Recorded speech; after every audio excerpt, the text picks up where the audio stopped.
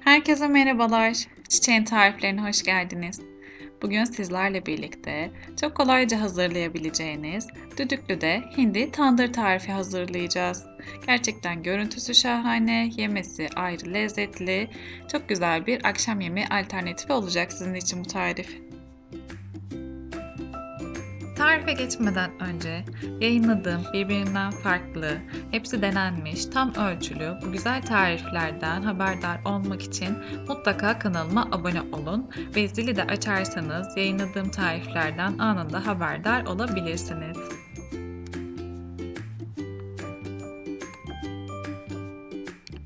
Yemeğimiz için 1 yemek kaşığı tereyağını bir tencereye alıp eritiyoruz.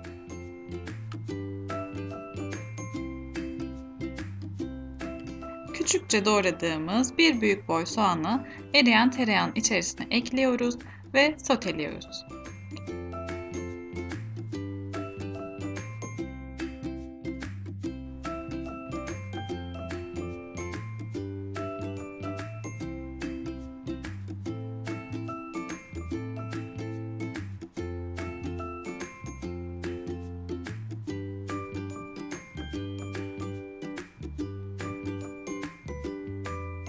Soğanlarımız yumuşamaya başladıktan sonra 1 çay kaşığı karabiberi içerisine ekliyor ve karıştırıyorum.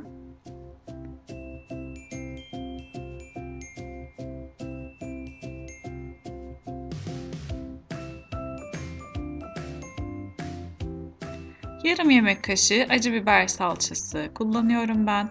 Onu da soğanın üzerine ekliyorum ve salçanın güzel kokusu çıkana kadar soğan ile birlikte kavuruyorum.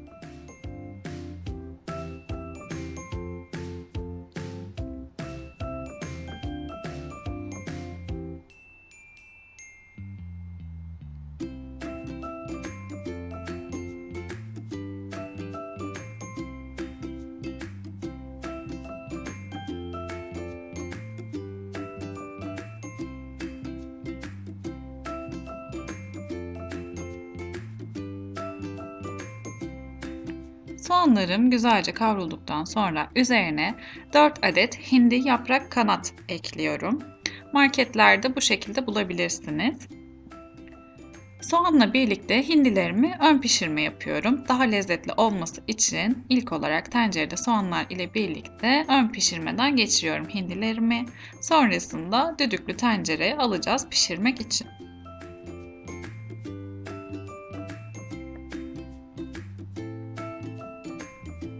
Şöyle diğer yüzlerini çevirdim. Onlar da soğanla birlikte biraz pişecek ve kızaracak.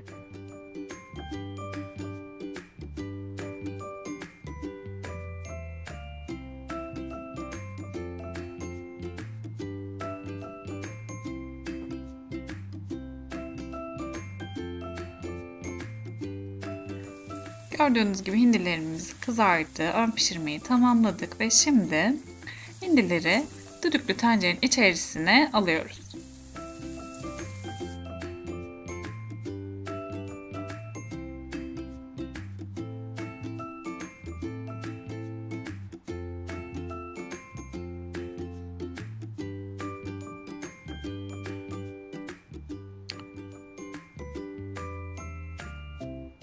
Hindilerimizin üzerine 250 milim sıcak su ekliyorum. Ve biraz da tuz atıp hindileri yarım saat düdüklüde pişireceğiz.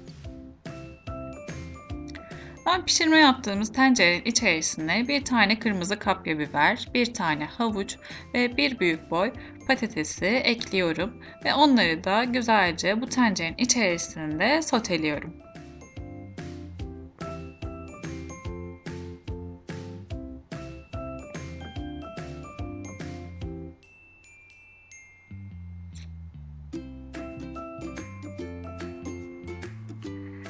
Hindi kanatları yarım saat piştikten sonra üzerine 10 tane küçük boy soğan ekliyorum. Ve tenceremizde sotelediğimiz diğer sebzelerimizi patates, biber ve havucu da hindilerin üzerine ekliyoruz.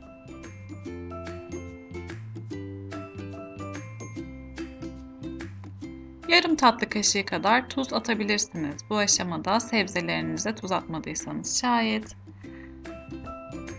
Ve şimdi düdüklümüzün kapağını kapatacağız. Kaynadıktan sonra 10 dakika daha bu şekilde pişireceğiz. 10 dakikadan sonra yemeğimiz artık servise hazır. Gördüğünüz gibi bütün sebzelerimiz güzelce pişti. Sizin için şöyle tabakta da göstermek istiyorum. Hindi ile birlikte suyu özellikle çok lezzetli bir hal alıyor.